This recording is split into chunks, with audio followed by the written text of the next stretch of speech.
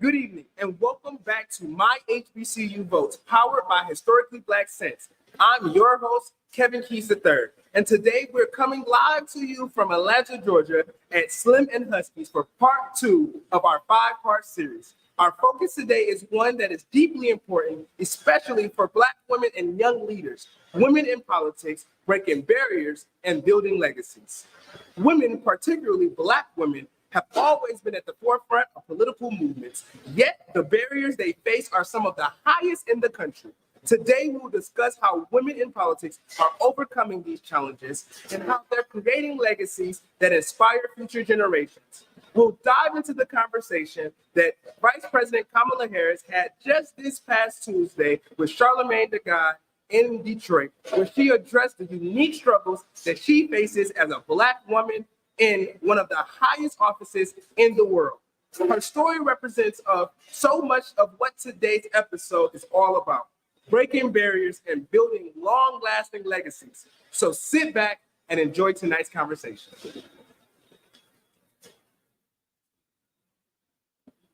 Last Tuesday, Vice President Kamala Harris sat down with Charlamagne tha God for a town hall in Detroit. It was a candid and revealing conversation where Harris addressed many of the struggles she faced both as a woman and a leader. One of the most striking things she said in response to the criticism that Democrats sometimes take Black voters for granted, particularly Black men. As we know, Harris is running in a historically close election, and some polls show she is still working to solidify the support of Black men. When Charlamagne suggested that Trump's influence and appeal to Black men is growing, he asked, why can't we just call Trump's vision for the country fascist? And Harris replied, yes, you can say that. Her directness shows her willingness to name the issue and tackle them head on. But beyond the immediate political debate, Harris also touched on deeper topics that speak to the broader theme of women in politics. She talked about how her career has been shaped by a battle of misinformation about her record, her policies, and who she is as a leader. As she put it, one of the biggest challenges I face is mis- and disinformation, meant to convince people that the work I have done has had no meaning. This is something that many women face in politics. Their work and accomplishments are often downplayed or dismissed. Today, we're joined by a distinguished panel of student leaders who have first-hand experience in breaking barriers in their own field. We have Jared Kinsey Smith. He is a senior at Morehouse College, majoring in finance and minor in sociology and music. Jared is the vice president of finance and operations for Scholars of Finance and has completed internships with Amazon, Eversource Energy, and Connecticut Energy Marketers Association. Antonio Sweetney is the junior class president at Morehouse College, majoring in communication studies with a minor in entrepreneurship. He is a businessman and content creator with partnerships including Cricket Wireless and Vote. We have Simone Moles is the president of Spelman's 83rd MBA, a senior majoring in political science. She has legislative experience and recently completed Cornell University's pre-law program at the Sorbonne in Paris. Right? Jada Scott Coplin is a senior at Clark Atlanta University, majoring in political science and serving as secretary of the Political Science Association. Ebony Brown is a junior at Morehouse College, serving as the committee chairman for the NCNW Collegiate Section. She is also the director of Rise Free, a nonprofit building political power amongst the youth. It's so amazing for y'all to be here. Thank you. So let's get into the first question. Overcoming information. How can young women in leadership roles, especially Black women, fight against false narratives and ensure that their work is recognized for what it truly is? Yeah, I'll dive in here and just say that we are in an age where telling your story, being as authentic as possible, being relatable, being real, is something more inspiring sharing something more effective than in fact calling out directly misinformation. What we're seeing here with that there are so many lies, so much inaccurate information about her life, her background, her intention, what she seeks to do with this campaign. And that is being combated so strategically, so beautifully, I think so masterfully by the story that's being created through the Harris President campaign. They have navigated VP Harris from her childhood all the way up till now, noting key points. So how she was raised, her upbringing, her parents, in her family. Of course, talking about the relationship in the household with her siblings. And then we're diving into her career, one of the only leaders who has worked in multiple branches of government, all branches of government successfully. And so I think that one of the ways that we can combat this misinformation and disinformation is by being open and honest about who we are, about our stories, and being willing to allow vulnerability to shape a narrative and really allow that to be a strong variable in how we will address these issues, but also how we're going to move forward in shaping the new political strategy. Because even what you're seeing with our campaign ad, she responds to questions that there's always an echo of her lived experience. There's always an echo of her upbringing. There's always an echo of values, fundamental freedom, family, education, a woman's right to choose. You're always going to hear that woven into a beautifully articulated narrative. And so I think that by being creative about storytelling, and also being able to name that hand in hand, that makes for an eloquent and creative political strategy that will, in fact, be effective in dismantling the misinformation that we're seeing across the platform and really across the nation. Thank you. And I'll jump in to your point as well, right? The way that you can dispel misinformation is by dispelling, right? Doing fact checking, getting the right and real information, right? And so you're out. So I have, we're out in the field every day. There is a lot of this misinformation that we hear, right? And then the way that you can is by doing your due diligence and dispel. I'll give that off that as well. I think also educate people the right way. Not necessarily jumping down the road when they are throwing out that misinformation, because some people just don't know it, but it's all over social media or all over these outlets that are being trusted by people. In a sense, educate them the right way, saying, this is the right way, or this is the best way to think about A or B. Just going about that way. And if I may, it's really disheartening. One of the main things that was coming like that was that Kamala Harris is an and as a person who is interested in Black College University, it's not a Black experts right now at all, but it's really hard to see that happen. And that's why it's always important to really learn the fact of things that nature, right? Like she graduated from Howard University. So my question, and I'm ping ponging back to you, is so we see a divide in Black male voters when it comes to race. Why do you think that Black men are not voting for Kamala? What is the issue? How do we fix that? And how can we educate them more to understand that she is the candidate that has our best interest? No, that's such a really great question.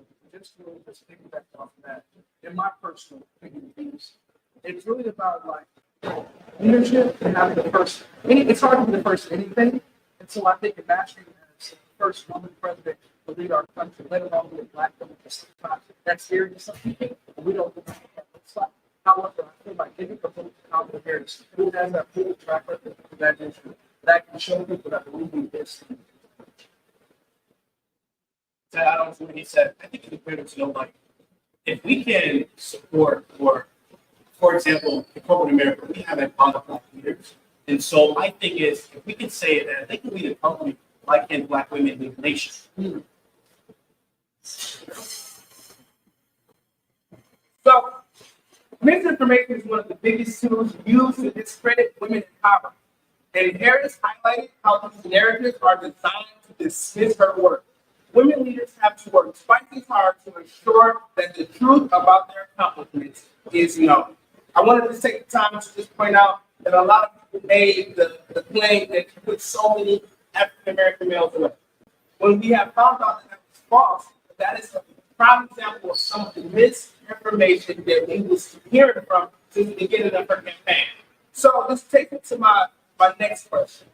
What advice do you have for young women that's in full leadership role but are connected, who but are concerned about backlash? Being authentic and being true to yourself and speaking up whenever you feel that something is wrong. I think a lot of us tend to step back and not say anything, not cause trouble within different areas. But you have to stand your ground. You have to speak up for yourself, advocate for yourself. Yeah. Yeah, I think in addition to being authentic, because that's something that helps just in shaping the narrative and combating this misinformation. But when faced with challenges as a young Black woman leader, it's important to recognize your call and understand your mission, your purpose, your why. I find myself constantly asking, why am I doing this? What is at the core of this event? What is at the core of this statement? What is at the core of my work with said organization? Reminding myself of my purpose, my calling, my why, and that reasoning is something that will ground you when you're faced with a lot of conversation, when you're challenged, when you're criticized.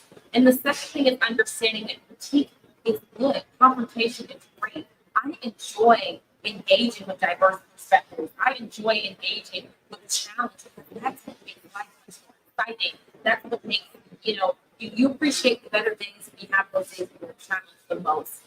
It can also show you that it's important to understand where another person is coming from. If you're never challenged on what you're doing, what you're saying, and how you're talking about certain things, you always think your way is the right way. There's nothing wrong. In fact, I welcome a diverse perspective and a multitude of perspectives whenever you're doing something, so that you can always refine and find a way to evolve in manners that involve Black politics, that involve our young men of color. You know what I mean? That involve our older people in our generation, right? And so we have a lot of demographics to target. But when you know you're calling, you're grounded in that, and when you recognize the beauty of confrontation and criticism, you're able to really walk in that room and own it as a young leader. And do so with the confidence, do so with the authenticity, and with the grace that we leaders exude so well every day. Has been doing that since before the trip. Yeah, and just don't let no one deter you from your purpose as well. Because once again, you do have a calling, you do have a purpose, you do have a purpose in this world, right? And so there is going to be a lot of naysayers in this world that's trying to deter you from that. But as long as you understand what that is, you always work for it. So Pip's resilience in the face of criticism, from her time as a prosecutor to her role as vice president, shows the importance of staying true to your values and purpose. Women in politics, specifically Black women, often have to navigate heightened levels of scrutiny. The question that I have for you is, how are women in politics shaping legacies that will impact the next generation? And how can young women in HBCUs build their own legacies?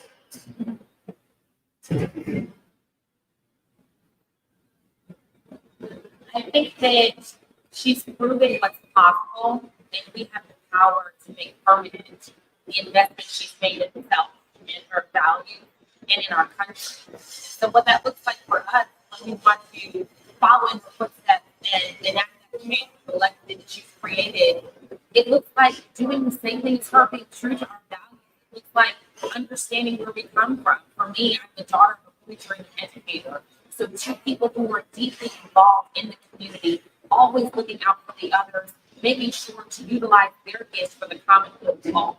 And so that value, those values of faith, of education, of service, have been deeply entrenched in my life.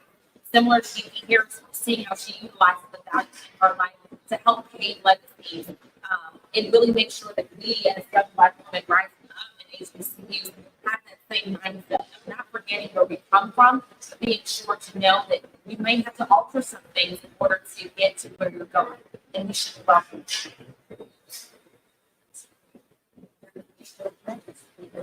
I have something to say. Well, I'm born and raised in Flint, Michigan. Shout out to the A1L, basketball worker watching me. But I just think about when some of the water crisis, right? Me being 7 years old, I see the National Guard, it's not going to be my door. It was really the people of Flint that really held us together. And at a very early age, I was very introduced to the philosophy of I am because we are. Philosophy of the right? And with that being said, I look at the leaders of the Black community, right? So like a woman-led churches, like woman-led organizations, stuff like that. And when we talk about this type of thing, we should have to do that. We shouldn't define it, right? Personally think about my U.S. branch for office, senior position, not just think about holding up for financial on the hand. You seem like I'm going back to my original question, seeing this.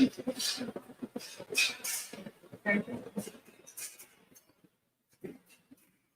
So building a legacy is more than only a title. It's about creating opportunities for others to follow. Harris policies are examples of how women in politics can build legacy.